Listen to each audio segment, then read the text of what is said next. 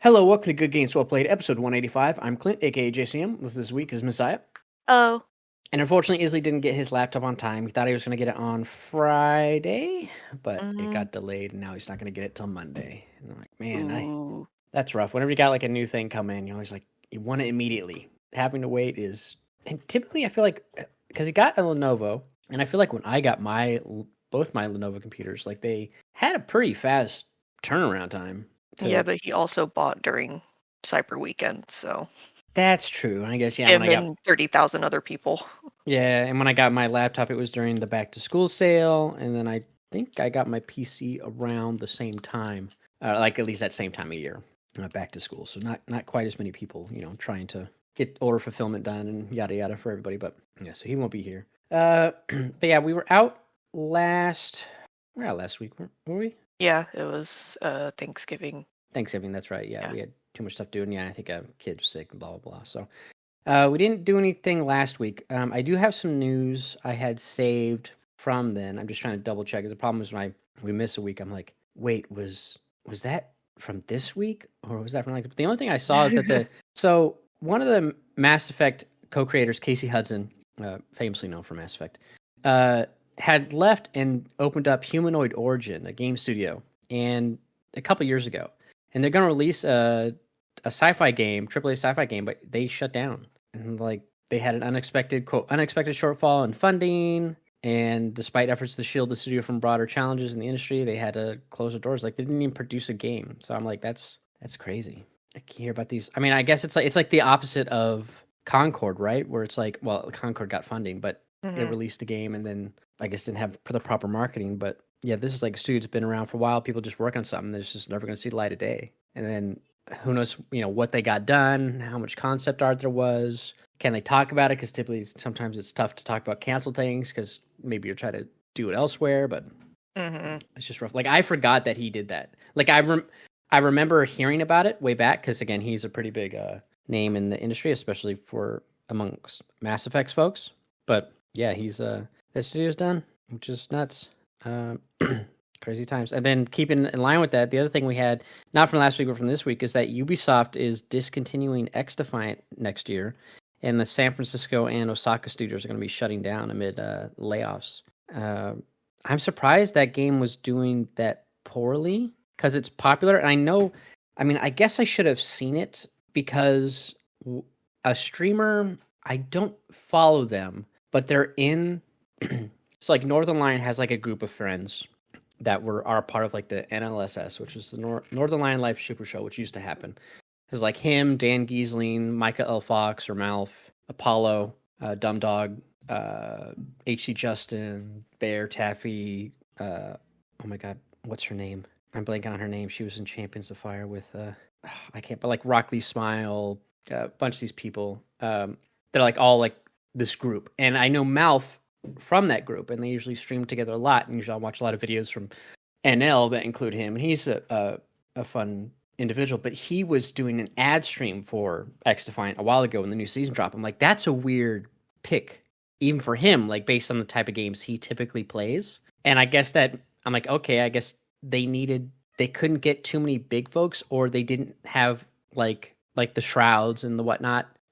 They probably couldn't afford them from a marketing campaign point, to where they got some smaller creators or streamers rather to play this game. I was like, because it seems so out of place for him to stream it, and I'm like, yeah, I guess that probably could have been the case. So maybe they're trying to do another push and just didn't get there. But yeah, because it was from all that I played, like it was a good time. But yeah, I guess it just didn't work out. It's such a bummer, like hearing about this kind of stuff too, because it's like there's no. In like today's market or landscape or whatever you want to call it, there's no room for like niche markets or niche communities anymore. It's like, oh, there's probably a really dedicated fan base that's playing this game and really enjoys it, but if it's not raking in millions of dollars a year, then it's a failure and it gets shut down. And it's like a huge bummer for the people who do really, really enjoy it. Well, it's probably like you need your budget to be equal to the player base. And it's probably like it's Ubisoft, right? So they probably put a lot of money into it. Versus like, I was looking at some tweets from the folks who did Void Crew last night, and they're like, oh, we had our highest peak player concurrent rate and it was like 4,000 something. Like, but for them and their team, like that's great. You know what I mean? Like it's relative to the time and effort and the scale of the game, probably the money they put into it to get it out there, versus something like this where Ubisoft puts in a ton of money, has multiple studios probably helping work on it and yada yada. And then it's just like, yeah, it's not doing it. Versus if it was maybe cost less, and if they had something else going on, because they just can't get it. They had that Battle Royale, I forget the name of it, that just didn't do well. But they have other games that still have long shelf life. Like, what's that? Oh my God, I'm forgetting the name of it. But it's the extreme sports game they have where like you go down, you like snowboard, you bike, you hang glide, you do all that stuff. Oh yeah, I know what you're talking about. Yeah, like they have that one. Leo Vader from MiniMax is a huge fan of that game. I forget what it's called. I keep wanting to call it Steep, but it's not Steep. But like that's doing really well. And they have games like For Honor that still do well, and Rainbow Six obviously, but those have been out for those came out a couple years ago. But yeah, it's like their Battle Royale didn't do well. This they shuttered, but it's like I don't know, man. And there was like rumors as well from I think last week of like Sony rumors that Ubisoft wanted Sony to acquire them or something like that. I'm like, I don't know. We'll see, because obviously they don't want Vivendi getting them again. But yeah, just that's rough, man. Yeah, like you said, there's just It's like it could be there. You just need to scale down your budget for it. Because yeah, then keeping up with it, the Friday the 13th game devs were Ilphonic were hit with layoffs as well this week. That's just like and that's like a really small team. But yeah, it's rough, man. It's like getting close to the end of the year, and now everybody's they got to probably prep and look at 2025 and start cutting things right before the new year starts, I guess. But it's just rough. Yeah, moving from the layoffs and the sad news, the other thing was announced was that Baldur's Gate 3's patch 8 will be due out in 2025. This adds crossplay as well as some 12 new subclasses to a bunch of other roles and stuff like that. So you can do some more replayability there. The crossplay will be interesting. I'm curious how well that'll work, because that seems like a fun. Because then we could all finally play together, because Izzy plays on PlayStation and we play on PC. And then Ultimate Gremlin Run. That's right. And then PlayStation Plus monthly games for December have been confirmed this week. It will be It Takes Two. It'll be out. Play that if you haven't played it. It's a good game. I need to finish it with Isley, but God knows when we'll get that done. Aliens Dark Descent, which I'll be interested in, because that was a game it's like that top-down squad. You control a squad and you kind of go through a facility and stuff. That looked, versus the other one, the Fire Team Bravo, I think it was, or Alien Fire Team Elite. That's where like it was a third-person shooter, and that was squad-based, kind of Left 4 Dead style, which also seemed fun. But this is more like a tactical, not necessarily XCOM style, but kind of XCOM-ish. And it looks really fun. So I'll be curious to check that out. I wonder how well it runs on PlayStation versus something like on PC. And then also the Temtem will be coming to PlayStation Plus. I'm sure are people still playing Temtem, especially after whatchamacallit came out, Pow World. Pow World. I've seen some people still playing it. I thought it was bad when it came out. I don't know. I haven't really checked up on it. I guess I should check Steam and see what people are saying about it now. But it's like, that's one of those games that I was kind of interested in, just as like a curiosity when it first came out. And then a lot of people were like, it's not fantastic and it doesn't work very well. So I was like, oh, okay, never mind. And then it just kind of like fell off my radar after that. Yeah. There's Temtem and Temtem Swarm. It has a DLC, I guess, so it's doing okay. And then speaking of It Takes Two, apparently their next game was leaked online. I didn't look at it because it's supposed to be they assume it's going to be announced at the Game Awards, which is just a couple days away. It feels so weird. Like I have typically leading up to the Game Awards, I'm aware of it coming up, and I'm excited. But this year I don't know what it was about this year. But like when I saw the tweet from Keeley, it's like, oh, it's 4 days away. I'm like, it is? Damn, it's 4 days away. Huh? Like it's like I don't know, like that E3 opening night live Gamescom Summer Game Fest kind of hype ahead of time isn't there. Not that that's necessarily the place for the Game Awards, but sometimes they do have announcements there, or they obviously do. Some big things have been shown there, but like, yeah, it's like for some reason it's not there. Like I feel like it's kind of been in the back of my mind. So but that'll be coming up. I'll be curious to see how that goes. It's gonna be an interesting year. There's no major standout. And then the last bit is that Fortnite Ballistic, it's a first-person 5v5 competitive mode that's going to be launched in early access next week. this was kind of teased a bit back when they were first doing their new upgrades to Unreal Engine, and they were putting it into Fortnite, and they were kind of showing off this kind of a arena with Fortnite. They ended up adding it in there for like this third person thing, I think temporarily. It's like one of the little islands. They also added the OG Fortnite Season 1 Chapter 1. So it's when they added like Loot Lake was redesigned. They added Tilted Towers, some other new locations. It's like that first big revision to Fortnite in 2017 that really took that vanilla map that was very sparse with points of interest and kind of expanded it. It was like the first major update they did to that map. So they added that with all the OG weapons, but still with all the move sets and whatnot of the updates to Fortnite. And I was like, as well as they brought back, I guess, the OG Battle Pass. So I'm like, okay, does that mean... Because I think the Black Knight was part of the pre-Season 1 Battle Pass that was only 50 levels, and it was hard to get because it was quite the grind. People whining about the grind in Marvel Rivals. I'm like, I understand, like, it shouldn't be like that in 2024, but I'm like, you clearly weren't there in 2017 with Fortnite when it was quite the grind. But yeah, that's going to be there along with variants on those classics from that Battle Pass, I guess. So I'll be curious to see what if it's got the Black Knight in there, because that's like one of those skins. It's like for a long time it was the skeleton costume was one of the OG skins that was on the store way back then that never came back. And then it's like that was kind of the indicator that you were an OG. And then eventually they did bring it back, but in order to compensate the folks who actually earned it properly, they gave them like a purple colored variant so you can tell who's actually from 2017 and not just who actually did the work for it. Yeah, it wasn't even a work because it was a paid skin on the store during that Halloween that first year. Oh, I see. So it's like it just never came back in the store. So they finally brought it back. But like the Black Knight, it's the only way to get that. That was the Battle Pass reward for that. Like you gotta get level 50 on the Battle Pass to get it. And that was the new indicator now. It's like, okay, you put in the time for that one. Like that, I usually anytime I went back to Fortnite, I always like put that on for map, or I would take the back bling of it, because then it was just like, okay, if you got the Black Knight back bling, that's also an indicator as well, and you don't see it right away. But anyways, yeah, I'm curious about how it's gonna go, because they said it's supposed to stay around permanently, but I'm like, I feel like that splits your player base even more, because now you have, if you didn't have it, you already have your new season, which people are loving, I guess, but you have build and no build, and then you have ranked and unranked. So now you have 4 modes that split your player base. Then you're adding in your OG, and then I'm assuming, okay, now the OG playlist will be ranked, unranked, and build and no build. So now it's another 4 playlists. At least you got 8 playlists that are splitting your player base. Mm-hmm. I'm like, I mean, it's like essentially if you have, if you could choose to queue for different maps in PUBG, which they don't do, they rotate them. Same with Apex. Apex rotates them every hour. It's like, yeah, that's crazy. But I guess if you have the player base, it doesn't matter. I wish I could see the numbers. Like, okay, when they first introduced ranked, how did that split the queue lines? And then when they introduced no build, how did that split it even further? But I mean, they clearly have the back end data, and they must know it's like, oh, we'll be okay. But that first person ballistic 5v5, I'm curious how that'll do and how it'll look.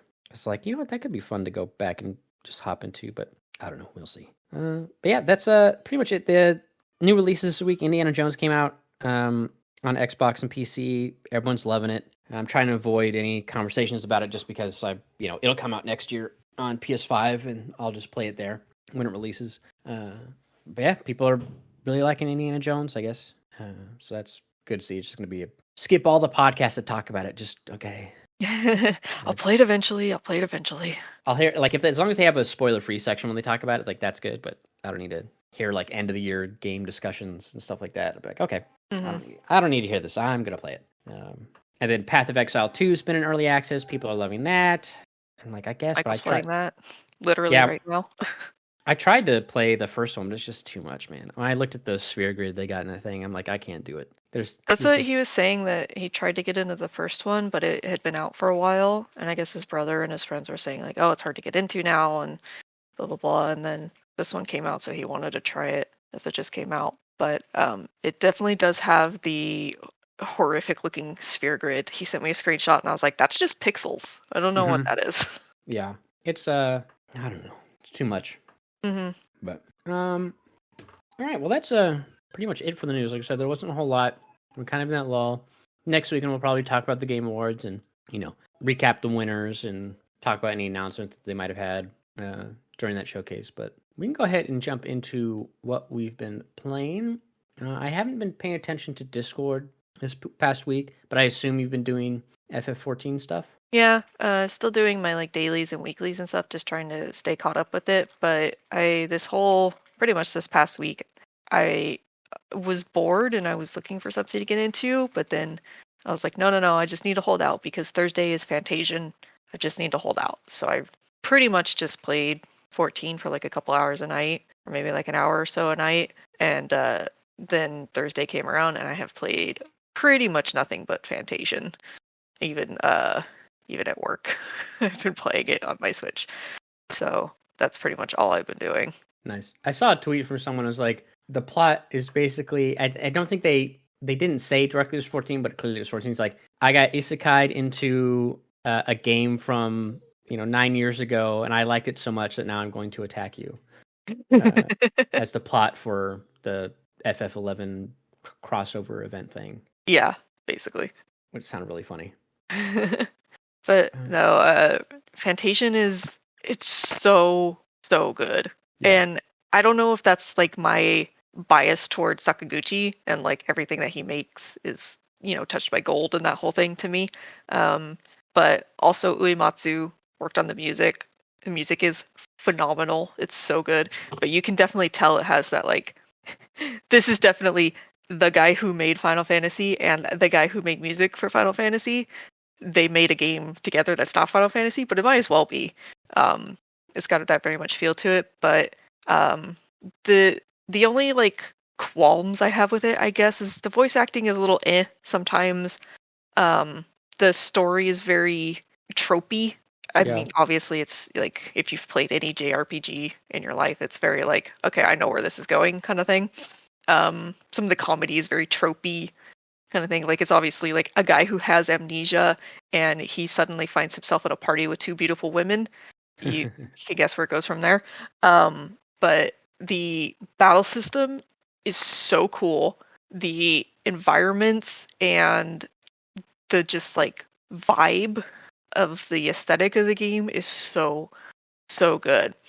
So I don't know if you've like seen much about it or anything, but all the environments are these like physical 3D dioramas that they created and they photographed and modeled into the game basically.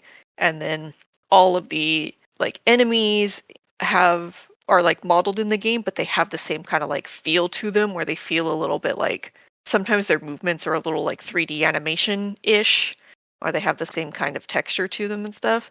But there's some environments where it's just like it looks like you're playing a PC game from like the early 2000s is what it feels like to me.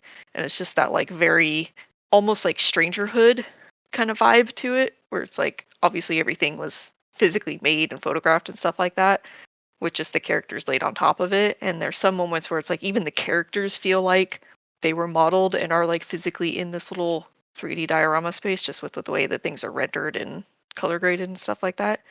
And it's just so cool. Like I can't stop taking screenshots of it because it just looks so neat. And then like you kind of get past that and you start actually playing the game and it's like, oh, this battle system is phenomenal and every RPG should have this core system moving forward because it's just so cool and it's so fun. So I've been extremely obsessed with it for the past like few days. Nice. Yeah, I don't know if that's one like back when it first came out because it was iPad first, right? Yeah, it was on Apple Arcade like exclusively. Yeah. It's like, oh, maybe I'll get to it one day, and I'm sure I probably will. Maybe there's so much though. It's like I don't want to add another thing to my to my backlog. I'm like, I can't do that. Mm-hmm. But I've been playing Prince of Persia. I had like planned to kind of because I've been streaming it. I've been like, oh, I'll stream Pacific Drive because I'm also playing Pacific Drive. I was like, maybe I'll do like Pacific Drive Monday, Prince of Persia Tuesday, and then Pacific Drive, and then Prince of Persia, and back and forth. But now it's like I was sick during the last weekend we didn't record, so I didn't play much over the course of that weekend. And then I was like, I also didn't stream on like Monday. I felt okay, and then I didn't stream on Tuesday. But I was like, I gotta just play only Prince of Persia because I'm like, I can't. Like, I wanted to play that. I was like, so I've just been primarily only playing Prince of Persia. I'm really enjoying that game. I keep because I'm playing in. So they have like a guided mode and unguided mode where it's like the objective is to do this. So it's like, okay, standard Symphony of the Night, just explore the castle. So I'm like exploring the city. But then at one point I'm like, okay, I get caught in this thing of like, oh, I go right. And it's like, oh, and I find myself, oh, I'm in a new area. Okay, well, let's just keep exploring this new area. But I didn't go back and explore like the nooks and crannies of the other area. And there's like this little girl that pops up that you can like buy a map from. I'm like, sure, I'll buy a map from you. And I see like, oh, there's a pretty dark spot on the map I didn't get, but like it doesn't lead anywhere. It's like clearly this is going to be like treasure. And I was like, I'll go back to it later. But I do a lot where like, I end up like exploring a lot. So I look at the map, it looks all crazy with the shroud that's been removed from the map. But like clearly I have like all these little areas I can go to. And then I was playing the other night and I did like two things. I got the second new ability, ability. And then I was like, okay, now what do I do? But I like because I had taken such a long break between getting the first ability and the second that I forgot like, oh, I only needed these two abilities to like progress to like the main current story objective. And so I turned on the guided mode, which like puts a kind of an icon of like the area you need to go to. Like you need to go here. It's like a big icon on the map. And then so I put that on. It's like, go here. I'm like, oh, that's right. Yeah, I need to go there. It's like I could have just looked at my quest log and be like, because my quest log did update when I got the second ability. I just didn't pay attention to it because I totally spaced out on what my objective was. So I did that. Had some boss fights. Went there. Now I'm going around like I have an objective where I do like 4 things. You do one like immediately.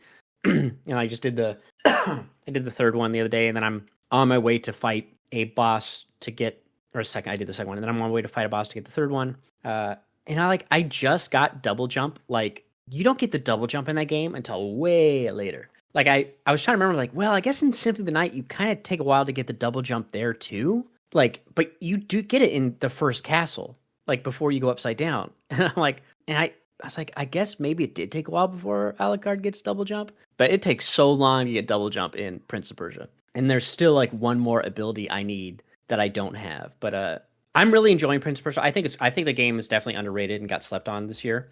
And I think because a lot of people, it's not my Prince of Persia because it's not the standard POP style. It's a Metroidvania Hollow Knight. But yeah, it's so good because I was thinking about it. I was like, yeah, it really is. Like people are like, oh, it's like a Metroidvania. I'm like, yeah, but it's like Hollow Knight because I was thinking back and I'm like, and I never played any Metroid games, so maybe Metroid games do this, but I'm like, there are no like platforming challenges in Castlevania. Like. Not like, in the same manner of Hollow Knight. And there's a lot of that in Prince of Persia, which I love, especially as you unlock new abilities. It's like, oh, you got a new ability? Skill check time, motherfucker. Like, you got to get through this. And it's so good. And the challenges they have like a challenge hub that you can do that's kind of like the crazy challenges in Hollow Knight. And it's like, you do them one at a time, like they limit your moveset. And man, those things are tough. But it's fun. I really like Prince. I think it's a great game. People definitely should play it. It sucks that studio got shut down because it's a really good game. So I'm enjoying that a lot. I do want to get back to Pacific Drive, but I haven't. And then in my off-stream time, I've been playing more Icarus, and that game I love too, man. I took a break from it because I was streaming it, and then after I streamed what I did, I was like, okay, I'll save it. I'm like, well, this is a game I can play off-stream because it's just do side missions and level up. Or not side missions, just do the missions. I don't need to play this on stream versus like Prince of Persia is like a story game. So I want to keep it all together. And the only time I typically have to play that is at night. But I've been playing Icarus, and that game's I really like it a lot. It's just a ton of fun. Although I did get into one mission I'm on right now where the objective is like to go down and collect supplies. It's like a foraging supply run. It's like, okay, go to the 1-2 sites. Go to the first site. It's like, okay, we need you to collect 80 watermelons, 150 pumpkins, and 300 carrots, and 275 berries, and put them in the capsule, and it deep freezes them, and you send it back up to the place so they can like analyze them and also restock their food at the space station. I'm like, okay. And now I thought like this would be if I was designing the mission, if I was a game dev, but, like I thought like the objective would be okay. The area where the objective is, there's a lot of wild growing fruits. So you can get them, like run around, explore, find them, deposit them. I'm like, but you can also make a grow bed. So I thought the objective here would be like to speed this up, build a grow bed, because when you harvest them, you also get the seeds, plant the seeds, and then yada yada, and you're good to go. And then you plant them, and they grow faster versus running around in the wild and looking for them. But like the growth rate is really slow, and there are ways I can increase it, but I don't have. It was higher tech than what was required for the mission itself. So it just took a long time. And like, I guess I should have been just running around way more than I was, but I was also like trying to grow, like, cause berries are easy. Berries are everywhere. But like looking for carrots is kind of a pain in the butt. And then having to run around and look for watermelons and pumpkins. And I don't know how often they regrow. And I feel like if they do, it must take a long time in the wild. And you also can't plant seeds in the wild. Like, I feel like if they grow on the ground, I should be able to plant them in the ground. Like, but it has to be a mound of dirt or a grow bed. And I'm like, that seems so strange. And then they do this thing where it's like, if when like watermelon's ready to harvest, when you harvest it, there's a debuff applied to the bed for the plant that's still in there. It's like got a minus 10% growth rate because it's the same thing. I'm like, I'm sorry, you telling me about crop rotation? Like, you want me to put, like, if they did that, and it's like, okay, I take the watermelon seeds out, and now I put in carrots, and now the carrots get like a 20% boost because of the crop rotation, that would make sense. But they don't do that. I just can hit X, take the seed out, and then put the seed back in, and then it gets rid of that debuff. I'm like, what a weird mechanic. But I did that. That took forever. And now I'm doing one where it's like, oh, you have to collect the other side of the mission. It's like, oh, collect 800 leather, 800 fur, and deposit 300 cooked meats. And I'm like, okay, that's not that bad. The leather's easy because like everything drops leather. And then I have a skinning bench in my I unlocked, and I can build to where you get like more resources if you carry a carcass to it. But I should have known that that's what they'd be wanting. I should have just been collecting that shit like from the jump.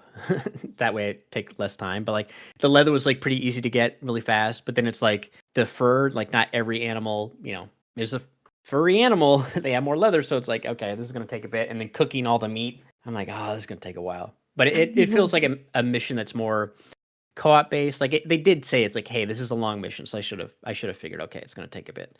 But it is fun. Like I built up like a base on an island for the crop section, and then I like took out all the main stuff I wanted, and then I just built up another base in the new area. So it's kind of fun doing that. And again, because I've played it multiple times, I can like quickly get stuff done super fast in the start. And I've also upgraded it to where like, oh, if I chop down a tree and then I chop up the log, instead of having to pick up all the pieces, I just auto collect them, which kind of took the fun out of having to hit F to pick up all the pieces. But I was like, yeah, I kind of saved some time. I still have to mine minerals manually and all that stuff, and other crops I still have to pick up manually. It's just the wood. But yeah, that I would love to play that game. Like I could see after doing this, because I've spent so much time in that mission type, I could see like doing an open world mode run where I land somewhere with like a group of people, and then we just do the mission. We get the mission module and just do missions on the map and like build up a big, town or whatever, and then go out and do missions and whatnot. And then you can because there's fishing, there's crops, so you can herd animals, and all that stuff. Like that would be fun. Like this would be fun to play multiplayer, because essentially it's just first person Minecraft with missions basically. But yeah, I really like the gameplay loop there. It's a lot of fun. But yeah, I want to get back to playing more Prince of Persia. And then of course we have been playing Void Crew. We played it last weekend, and then we played it. I placed 2 orders while we were doing this podcast for 2 stores, and one store finished it already, but the other one's still in process, which makes sense. But we've been playing Void Crew. We played it. We played it. Same us and Michael. I was hoping Isley make it, but then we didn't find out he didn't have his computer until later. Mm-hmm. That's still fun. I definitely can't. If we play tonight, I definitely want to kind of change up the roles, because I don't mind being the pilot, but it's very much kind of like when you're in the pilot seat, I'm like, okay, it's kind of the samey. Like dodge the stuff, go around. It's not as like there's some things to do, like obviously up maneuvering the ship, doing the boosts, all this yada yada. But I'm like, and it is fun being in third person, seeing everything. But I'm like, okay, it's slightly less panicky. It's still panicky. Where I'm like there's when any of those hollow snipers, they like their beams like line up, and you see like the beam focus in. You're like, I need to move out of this, because once they focus up, then you have a second, and then it's just bam, big beam.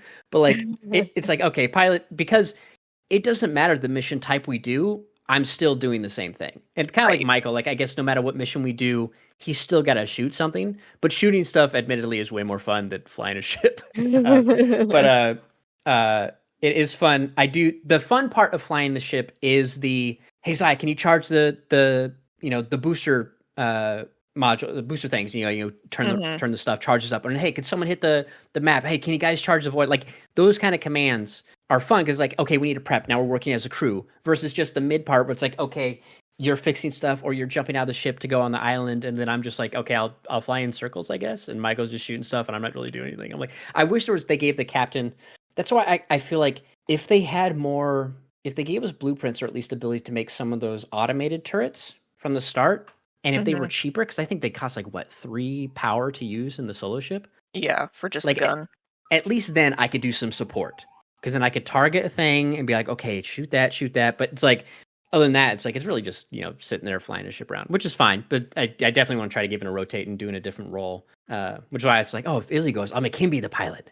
And then I can be another gunner and or another engineer or scavenger or something, because I want to just change it up, rotate out, get things a little different. But other than that, like, so I'm curious how many mission types there are, because I feel like it's like, I think we've almost done all of them except some of the ones I've seen pop up in like the insane difficulties, where it's like usually the easy ones are like, okay, you need to protect the Medem ships, which have been really hard recently. I don't know if they patched it for something, but it's like that's more difficult. Now it feels like blow up the squares that break up into other squares, blow up the relay ships, steal the data, which was new that we did last night, where you went on the thing, you repaired it, and then we downloaded the data. That was new. There's that one where we have to go into like the temple and steal the stuff, which we've done twice. The one where you got launched across the galaxy, and the one we actually did correctly. Like we've done that. That one's a fun one. I feel like anyone where someone has to leave the ship to go do it, like those are fun. I feel like, because then it's like, okay, you leave, you're doing your thing, Michael and I, then we go out and we try to fly around and stay alive. I'm maneuvering, he's shooting. Versus like anytime I have to just sit there, I'm like, okay, well, I'm not doing anything. Like I'm waiting to hit one to launch the shield, but I'm like, I feel like, yeah, they definitely need to give the pilot some more things to do. Or again, put some CCTV cameras inside the cockpit so I could see you all doing stuff. But yeah, definitely need to. I don't know how you'd balance that, because they have like shield things, I guess. Like you can put shield modules to, I guess, add a shield to certain sides of the ship. I don't know if the captain activates that or if those are just passive and they just get used. Those are like modules, because we had it in one of the large ships we did last night. It was like a little module that was like a shield generator, and you go up to the module and you choose which direction you want the shield to be in. So it's like, I guess technically the captain could do it. You would just have to hop out and like go move the shields around or whatever, but that requires you to get out of the pilot seat. So yeah, it's fun. But yeah, I'm wondering too, like, okay, is there a way, like, I'm trying to think of like, okay, it's a small team, so obviously it's like, it's not like they can have a big wide range. It was a $20 game we got on sale. I think it was like 13 when we got it. But like, I'm curious where else it could go. Like, how would they expand it? Also, that event that we had where we got zapped out of void, the void jump, like that never happened last time we played, and then suddenly it's like it happened back to back. Basically, it's like the last mission we did, we're gonna go back to base. We got pulled out, and then like the first mission after the one we got pulled out to, and we're like, oh, let's go do this one, and then like bam, get pulled out. I'm like, which I think maybe if I hadn't come up with the idea to take us behind the debris to fix the ship, we might have been able to do. I mean, because when we went back, we're like, okay, we can't really do it. Or we did it, but then we got attacked by the mine that snuck around. And then you got killed by the one hollow ship that targeted you. We went back, and Michael was able to destroy the generators and stuff, and we were able to shoot the main thing, but by then we were at like 5%. I'm like, okay, maybe it would have been better if I had just not suggested that. Yeah, I don't know what they could do to make the pilot more engaging, because a lot of the abilities they have, it's like I guess once I unlock the target for bonus damage, like that's beneficial. And I think I can't put any into it yet. I have to wait till I level up. So I guess once I get that, that'll be good, because then at least then I'm like, hey, Michael, target this one, or I shoot this one. He does bonus damage, and I have to make sure I'm always updating the target after he destroys it. So it makes me a little more active in the fights. I guess that'll be good, because then. But again, it's weird that that's so far down, because all the stuff for pilots are just maneuverability things.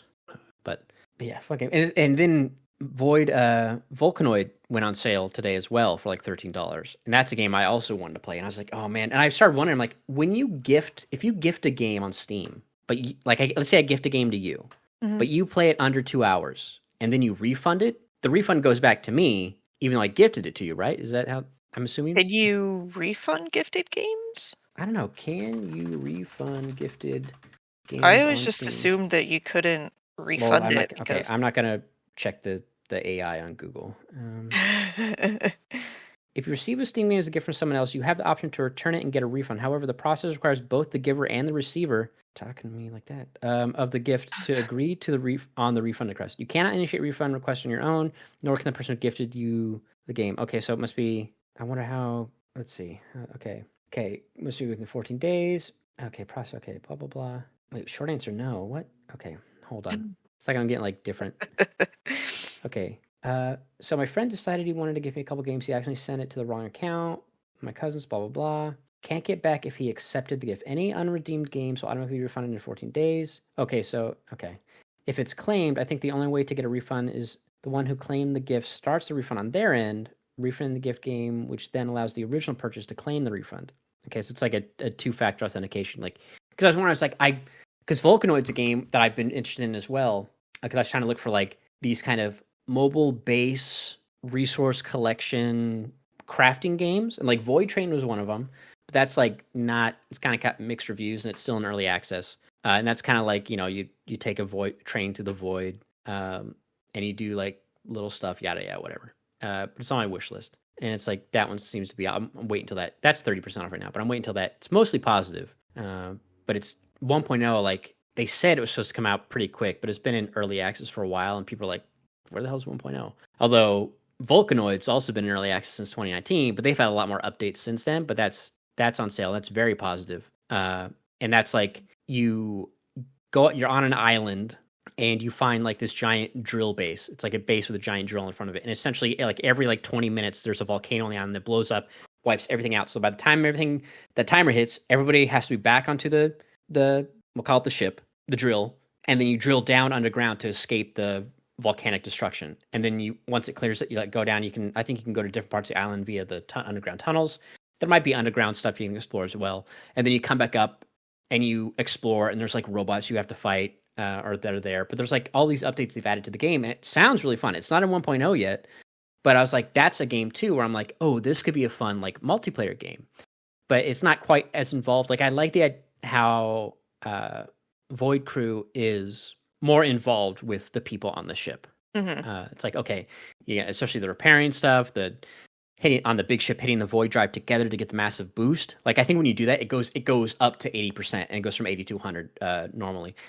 Man, that one glitch we had, and I guess I don't know if it was a glitch, but like where you went to charge it, but it didn't charge. That happened twice. Where it's it like happens like every time, because I would, as soon as we came out of the warp and started doing the mission or whatever, as soon as we got like halfway through the mission, I would go charge the drive because it takes forever if it's just the one person.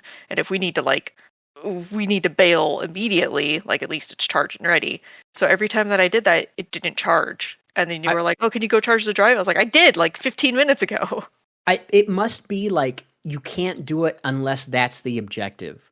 Like unless we're choosing to leave, it doesn't charge it to say avoid some sort of, I don't know, like, because you can't activate it until the jump point is ready. So you need to select the leaving on the map on the ship, lock that in is what you're doing, and then it's like now that it's an objective to charge it, then it's charging. So it's like I guess you can't. That's probably why.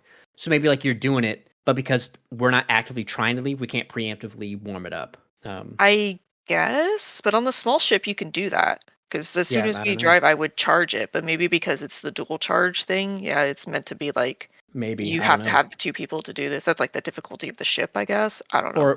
Or like if we charge it, it won't. It's charged, but it only stays charged for a bit. Like some kind of like, okay, we don't want the void engines overheating or some nonsense like that. Like it's like a time thing. I don't know. But yeah, like Volcanoid, I was looking, I was like, oh, because I was thinking, I was like, oh, it's only $13 or like $12.50. I was like, what if I gifted it to you and Michael and we tried that? But I'm like, then I started thinking like, okay, what if we? Stop playing the audio, please. I was like, and if we played that for like under 2 hours, see how it was, and if we'd want to play it more in the future, because I would like to have at least like a a handful of things that are multiplayer to play. Like, hey, let's try this. You know, options and then for game night, basically. yeah, like because I was thinking, I was like, oh man, it'd be fun, like because I want to play more Escape Simulator. We're like, oh well, let's wait till Isley gets his laptop, and then we can do some Escape Simulator again because there's still some more DLC stuff they came out with that we could play. You know, some free DLC. I was like, oh, that'd be fun. We can play some Escape Simulator, yada yada, this and that. Maybe we could do like a team thing where we boot up, but we do like 2v2 or something if we wanted. I don't know, and like mute Discord, like you stream on your end, like let's say it's like you and Michael, and then like me and Isley, and then I'm streaming my end, and then we undeafen afterwards. Like, okay, we finished, you know, yada yada. If we did some kind of race, like I don't know, just throwing out spitballing ideas. But like something like Void Crew, but yeah, because I was looking at Volcanoid, I was like, that could be fun, but I wanted to make sure, like, okay, well, if we play it for less than 2 hours, can it be refunded in case we collectively, you know, think it's like, yeah, it's, you know, it's okay, or maybe we'll another time or something, like when 1.0 comes out, because that could be fun. How big is that game? Stop, it keeps playing the default autoplay. It's only 6 gigs. It's not that big. And the recommended specs is a 1070. Okay. I barely have that. You have a 1060? I have well, I stole Michael's, so it's like a 1080 now, I think. Okay. Let me double check. That's good. Yeah, I'll have to look into because I've been trying to look at reviews. I mean, it's very positive on Steam. It's got 7,000 reviews, but again, it released in 2019 early access, and I know it's had a ton of updates. Like they just had the Tesla update like a couple months ago, and they had the interior innovators, and I guess if you could expand the ship and like do some designs, like you could do that, all that. But it could be fun. I'll look into. I'm gonna look into more videos of a later date. But yeah, I'd like to have like some more stuff. What else do I have on my wish list? That, like I said, there's Void Train, but I'm waiting for that to come out fully. And then I don't think I have Solar. Obviously, we're both interested in Solar Punk, but that's a ways out. Mm-hmm. Yeah, I can't play Dale and Dawson with 4 people, really. Oh, there's a game that got announced this week called Spacecraft. It's like an online open world sci-fi, like Satisfactory meets like Factorio, but like multi-planet kind of thing. And like I guess you can play with other players. So I'm curious, like, oh, if it's like No Man's Sky, where like, you know, when you find a planet and like let's say you get a resource there, and like let's say you play the game and you're on a planet with a different resource, but we need the resource, like you can trade with each other, like instead of trade routes and do some stuff like it. And there's space combat, I guess. Like it sounds interesting. But the release date's not till 2025, and it'll be in early access, of course. But I'm curious about that game. Like, I'm like, dude, if it's like a multiplayer game like that, that could be fun. It literally says on the Steam page, similar to games you've played, Void Crew and No Man's Sky. Yeah. Let me click on it. Thanks. I mean, yeah, auction not included in Icarus for me.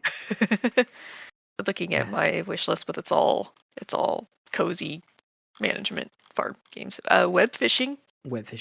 Is that plugin for people that are streaming? There's a plugin where people like it's like a game that plays in the background when you're streaming on Twitch and playing something else, and people can fish in chat, but it's kind of like that Pokemon catching game. It looks like you're like a little animal and you're just fishing.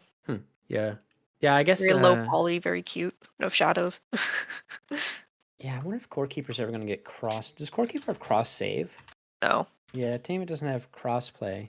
It doesn't even have crossplay. It doesn't have like cross save. It's the perfect game for that, and it just doesn't have it. It's very disappointing because I wanted to get it on Switch, but be able to log into our PC world and just like do management stuff like cooking and organizing and decorating and stuff like that. Yeah, because Isley has that. I'm like, oh, we could all play some of that, like go into his game or something. I haven't played in a while, but yeah, Planet Crafter. Oh, there's Planet Crafter. That's right. I forgot I bought that on the Steam sale. But yeah, I want to try to find some more multiplayer games that we could play. That would be fun to at least try out. And I thought like, oh, I would love to try out Volcanoids to see if it's, because it seems like, oh, this could be my jam. But I would love to play it multiplayer first and see like, okay, let's just play it for like an hour 50 and then call it and then be like, okay, that was fun. But we'll see. All the multiplayer stuff I have played is like like Stardew Valley, but a multiplayer. Yeah. Sunhaven, that looks cute. There's like dungeons and stuff in that. But yeah, it's all that kind of stuff. Yeah. Golf with friends. Why do I have that on my wish list? Nice. I think I have golf with friends on PlayStation. But yeah, I'll check it out. I'll look and see, try to look at multiplayer reviews for it, and if it's good, maybe I'll ping it over to Michael and be like, hey, would you be interested in trying this? Because essentially we'd be doing a demo, and 12.50 ain't bad to gift out to try it. But yeah, that's a lot of stuff I want to play. Like I said, once I finish Prince of Persia and play more Pacific Drive, I gotta get into some of those other games that I picked up on the Steam sale. Like I do want to play Still Wakes the Deep, and then Lorelei and the Laser Eyes. Probably stream those games as well. And then I guess at some point I could play Planet Crafter. I don't know when I'll play that. I did play the demo for a bit, but I'll probably go back in now that it's fully released. Play that at some point. Trying to see if there's anything else on my list, but I can't wait for that. I know Forever Skies. I think their co-op update. Oh, it's in beta. Okay, yeah, I'm curious how that's gonna go. That just came out. It's actually this weekend. But yeah, that'll be 1.0 next year. Yeah, that's let's see, do I have any? Double check my notes. I don't think I took any notes down for anything because I think I talked about all the main stuff last week. Yeah, we talked about Oh, I there's some. I have one of my notes just says Icarus is great. This game's fun. Yeah. It's funny. I actually muted myself for like 30 minutes when I was playing Prince of Persia the other day. It's on Monday. Oh yeah.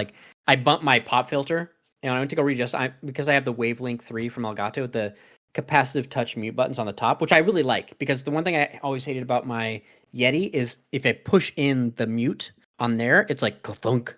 And it's really loud when you unmute. Because I can always hear like ka-thunk. Like anytime, I think Isley has one. And then anytime I can always hear I can hear if I'm talking and he's going to say something, I always hear the unmute sound.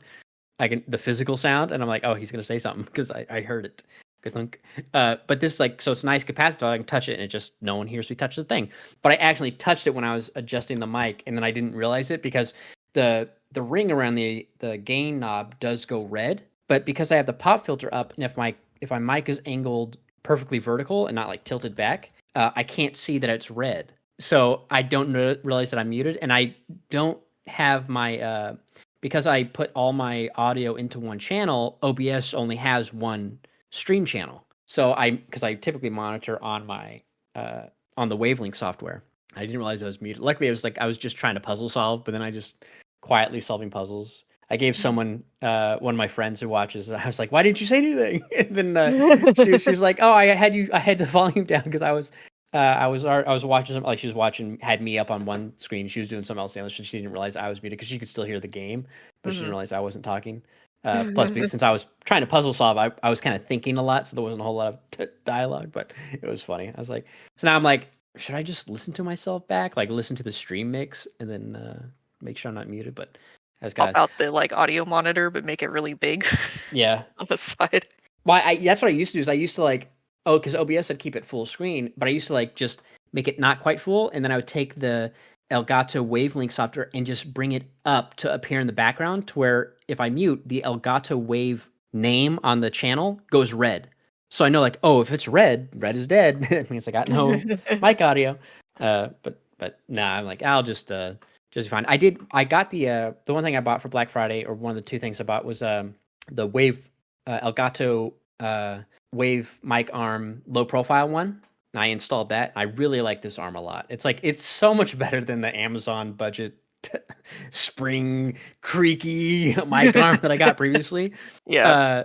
But because I have a really thick, chunky USB cable going into the mic, because I needed one that was long enough to go across the desk to my PC, that it has cable guards on the mic arm. But because it's a thick boy and it doesn't bend, it does tilt my mic up a little bit, probably about 20 degrees instead of being perfectly vertical, which is fine. It doesn't matter. But now I can see the little circle better. But I really like this arm. It's nice. And it goes we talked about when we were on stream last time, where I was I was measuring maybe we were playing a game. We weren't podcast recording. I was measuring the distance to make sure it would fit under my monitor just fine. But yeah, it's nice. And then I just kind of fold it away and it fits. It's just perfect. I'm like, oh, this is great. If I had a third monitor on my left, then it wouldn't be too good. But I really like it so far. It's a nice quality build. And the other thing I got for I think Cyber Monday was I picked up an extra terabyte SSD to add to my PC, because I'm like, I need another hard drive, because I'm if I don't edit recordings from like Prince of Persia stuff to put on YouTube, it's like they take up a lot of space. Mm-hmm. It's like, oh, you got it like 2 hours of stuff here. It's 20 some gigs. Like, all right, I guess. But yeah, I wouldn't even be able to record like anything because the games take up my whole hard drive. To be fair, Final Fantasy 14 is like 100 and something gigs, but that's not going anywhere, so it doesn't matter. yeah, But yeah, I have a very small hard drive. I need to get a bigger one. But I'm kind of at the point now. It's like, do I get a bigger hard drive or do I just get a new computer? I don't want a new computer because I like my case, but it needs parts. yeah. So, Oh, so I mean, you probably have like a normal MTX case, right? The like base. I already main have like case a itself, mid yeah, tier. it's actually the same case that Michael's previous computer was. He just had a different like front part to it. But yeah, it's beyond needing just a graphics card at this point. It needs new everything. So Let's get like a B550 motherboard. Get a new GPU, all that stuff, CPU. I really want to spend the bulk of the money on a good motherboard and a good processor. Like the best that I can get at the time that works the best. And then like obviously whatever graphics card I get is going to be better, but I'm fine being like a couple generations behind. Just like if I spend the bulk of the money on the parts that will last the longest, I am fine with like the GPU being a little bit behind, like a 20 or 30 series or something like that. It's fine. Anything's going to be better than what I have now. Yeah. I think like, I mean, especially with the CPUs, like if even the stuff that's like budget from a couple gens ago, like performance wise, because obviously that's not going to be the main driver of performance in most of the games you play. Like it depends on if the game's very CPU bound. But like anytime I watch like reviews like the past year for new CPUs from Intel and AMD, like even on AMD, it's like, okay, they could have like a really good new CPU, but it's like the top tier spec. But then when they show the chart comparing it to like a couple gens ago, it's like there's still great performers. And then like I'm sure you could probably get like a 30 series GPU for cheap, and I'd say get those for the DLSS alone, because then it's like now you can just run anything forever because there's so many games, especially if it's unoptimized, where it's like just do DLSS and then now you're gonna hit that 60 or something. But yeah, that's basically what I'm thinking, because it's just like I want to be able to do multiple things on my computer without it bogging down the computer. Like if I'm playing a game, I also want to be able to just maybe like have something running on the side, or just being able to like multitask without it completely shitting itself, which is what it does sometimes now. Like I can't have a game, OBS, and Firefox open at the same time because OBS wants to kill itself if I have all that open. So it's like I have to close Firefox, and I have a different browser that takes up less CPU, and I can like limit it and stuff like that. But it's still like if it gets to a certain point, OBS is just like, I die now. And I'm like, oh, okay. If like, because I only have a 4070, only have a 4070. I have a only have a 4070. Only 4070 Ti. But it's like if I do like max like 4K with ray tracing on games and I watch a video, it's like my GPU utilization is like max. And then depending on what happens in the game, if like something crazy happens, it's like, okay, that I get frame drops, and the playback on YouTube is like, if it's a 4K video on YouTube, it's like, we're gonna slow down a little bit. I'm like, okay, maybe not. But yeah, I could see that. But yeah, you should be able to get like some really good, even if you got like a Ryzen 5, like a 5000 or Ryzen 7, like 5000 series, like that should still be really good for multitasking. And then again, just the GPU, like 3060, 3070, like that should be great. Like if you can find a really good price on those. My goal is to just be able to have like a Twitch stream open on the side. I don't care if I have to use the other browser. That's fine. And be doing something on Final Fantasy 14. And when the big explosion happens and my game drops to 4 frames a second, all the little like monitoring lights on my keyboard turn red. And it would be great if that didn't happen anymore. Yeah.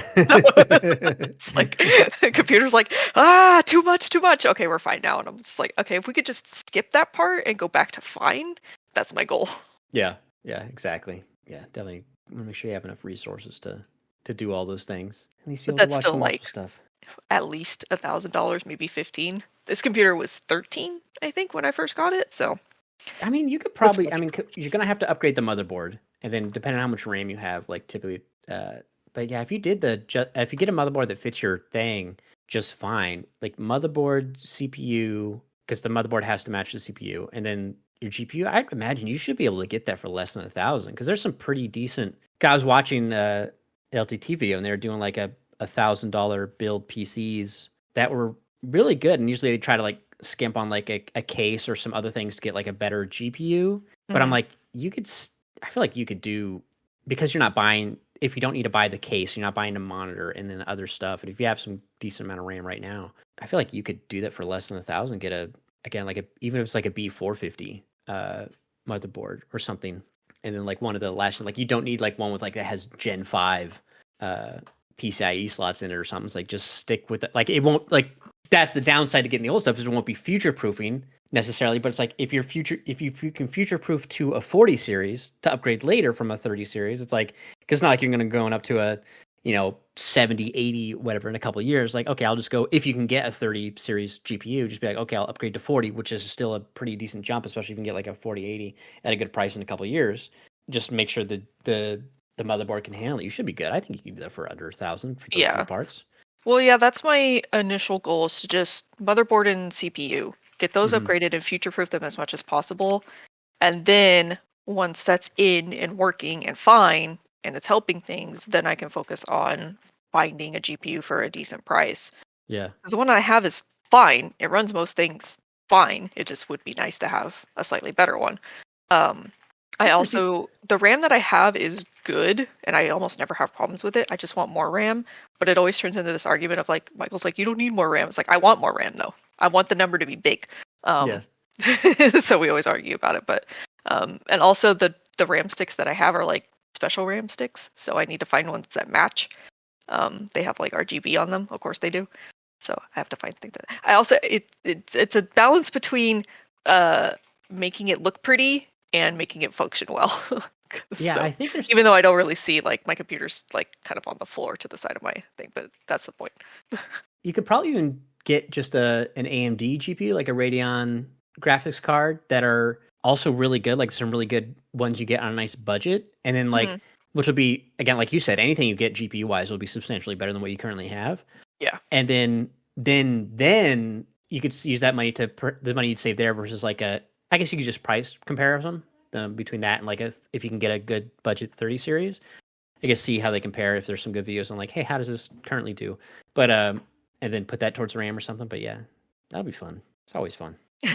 Like even though I bought a pre-built, like I do think about like, ooh, that'll be fun when I like get to eventually down the line do some upgrades and like actually do it myself, like shop around, look for that stuff, and then install it, yada yada, and piece it out, instead of just, because like the laptop's like, okay, well, I can't really do any of that, I just have to buy a new one. Whereas this is like, okay, now I got a PC, I can actually, maybe I'll have to do the motherboard or something depending on what I do, but it's like, it'll be nice now I have a good base and I can just do bits and pieces of it. Yeah. But anyways, all right, well, that'll be fun, because then Isley's got a new computer, you'll be working on upgrading your stuff. It'll be a nice little journey eventually when I have the money for it. Yeah, right. And then there's also some interesting accessibility options in Prince of Persia I forgot to talk about. And now I'm totally blanking on like what they were. So there's like, one of them was like you can parry, but you have to face the direction that you're going to parry, right? But they have an option that's like, it doesn't matter. You can just hit the parry button, and if they're behind you, like you're looking left and they're on the right, you parry it regardless. Like, oh, that's a really cool accessibility feature. And then there's some other ones in there as well. I can't recall them. I should have noted down what they were. I just wrote interesting accessibility options on Prince of Persia. I'll remember this for sure. But yeah, I was like that. I thought that was a really cool. I was like, oh, nice. Because I was thinking, I was like, man, because there's so many times where like I'd go to parry somebody, I was facing the wrong direction. I'm like, ah. I was like, I wish he could just put his little sword behind him and parry in the back or something. Just parry behind you, idiot. Yeah, but yeah, some fun stuff there. Again, play Prince of Persia. Hopefully Isley does as well. And then yeah, this note I could save for another time. It's not game specific. You can move on from there. Yeah, well, hopefully next time we record, Isley will have his PC. We'll have the Game Awards to talk about. Maybe we'll play, if we play more Void Crew, or I can see about maybe doing Vulcanoid. See how that goes. Try something new. That'd be fun. Because man, that's actually not a bad idea. Like, just try multiplayer things like for an hour and 50, and then just to see how they go. And then because you can refund them, you just refund them. See what sticks. See what we want to keep playing. Exactly. Like, hey, you guys, let's gift it, download it, try it, and then go from there. And then maybe we'll talk about that or something. But all right, well, we'll go ahead and call it there. So thank you all for tuning in. Listen. Thank you, Zai, for joining. And we will see you all next time. Bye.